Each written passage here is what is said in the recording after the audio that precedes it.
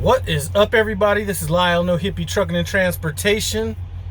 I am coming at you from the Loves in Cameron, Missouri. I think that's how you pronounce it.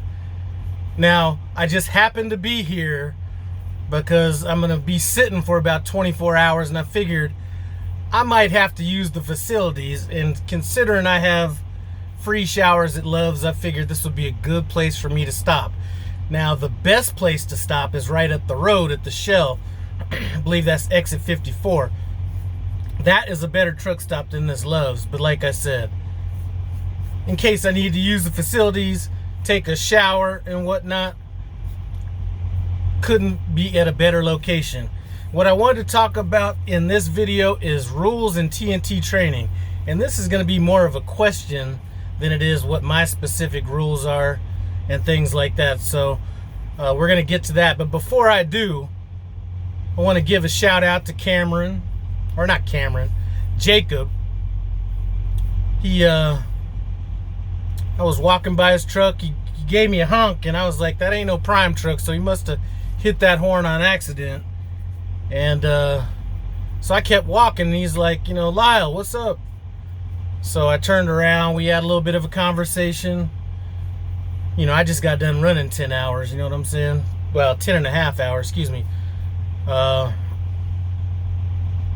we had a short little conversation, came back to my truck, he stopped back by, had a few more words, but I just wanted to give a shout out to him because, it's very rare that I have people recognize me that aren't with Prime. It's happened a couple times. I think the last time it happened, I was in New Mexico somewhere, but like I said, it's only happened a couple times, maybe 3 at the most. But anyway, shout out to Jacob. And what I wanted to talk about, because I was sitting at the terminal for a few days and I had a chance to talk to some trainers, and I mean some trainers that are like trainers, like been training for 5 years, like nonstop, student after student after student. And I talked to some people that were upgrading and some people that were in TNT. And, I was speaking with a couple of the students out there, and the rules on the truck kind of came up in a couple of those conversations. So rather than me talk about my rules, I'll do that in the next video. But if you can, in the comments below, if you're a trainer, what are some of the rules that you have on your truck for your TNT students? And I want to kind of stick with TNT more than PSD. But if you're only a PSD trainer, throw that down as well. But then list that you're just a PSD trainer. And if you're a student and your trainer has some rules, put those down there. And I just want to give my input on what those, how I feel about those rules. And then I'll kind of talk about maybe a couple rules that I have on my truck when I have a TNT student on my truck as well. That'll be the next video. Some stuff that's been happening, and I don't know why it's been happening, but all these comments from like a year, 2 years ago are starting to pop up in my feed. And I've replied to a bunch of those comments, but I'm seeing a whole lot of them. So for some reason they weren't showing up back then. So I'm going to try to at least acknowledge those comments, because that's one thing I really don't like all that much is, leaving a comment for somebody and they don't reply. So I don't want to be that person. So I'm going to get to that.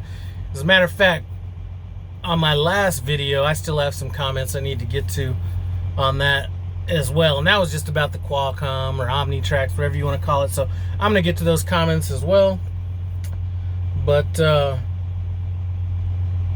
I just left the Salt Lake City yard a couple days ago, and they gave me a load that I could have dropped in Denver, but I was looking at when I was going to get there, and I wasn't going to be able to get my truck in right away.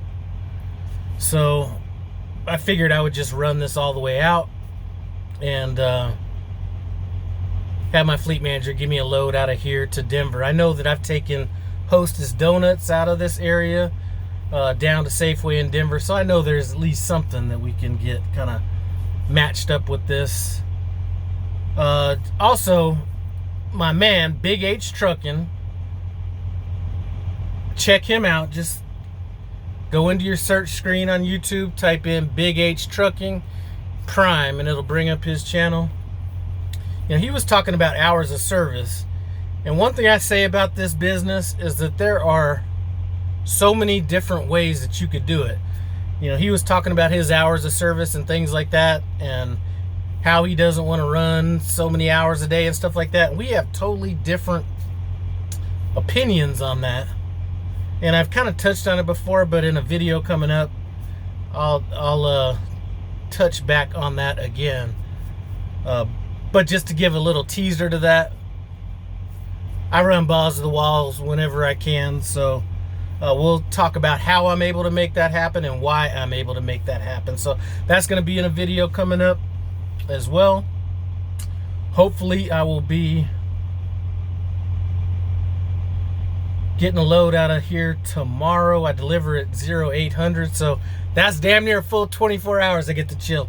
But hopefully I get a load out of here tomorrow, going to Denver, get back there within the next couple days, get my truck in the shop. Got about 35,000 miles on the truck when I get an oil change, chassis lube, and I also want to, I have a really small fuel leak that they said I had, so I want to get that handled, because when I come back out of home time, it is going to be all about knocking out these 30,000 miles with air as fast as possible. And you know, one of the good things I will say about, and I know this is a totally different topic, but one of the good things I will say about having him in PSD was I was able to at least touch on some of the things that you would touch on in TNT training.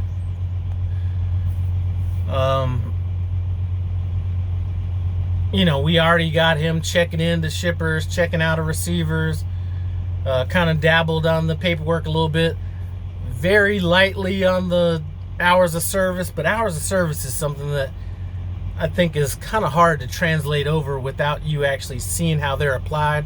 And a lot of times on a team truck, it's really hard to kind of get into that. But you know, we have got a little bit into you know, some of the stuff that you would need to learn in TNT training. So we're a little bit ahead of the game, but he's getting a nice little break right now.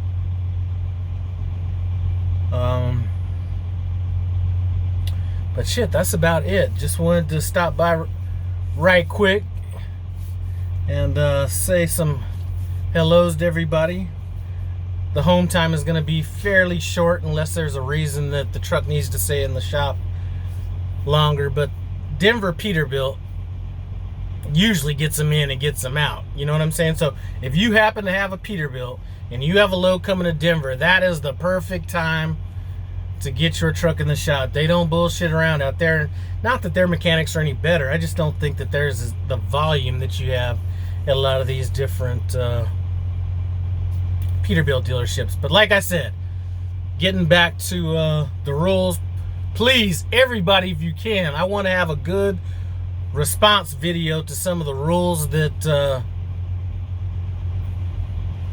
either you have for your students on the truck, and if you're a student, maybe some of the rules that your trainer has on the truck. And then I will kind of expound a little bit on what some of the rules were that my trainers had on the truck, as well as, you know, any I might have. But that is about it. I'm about to come back here, and as we used to say in the Marine Corps, I'm about to come back here and rack out. I appreciate you guys stopping by No Hippie Trucking and Transportation. As always, comment, subscribe, and I'm out.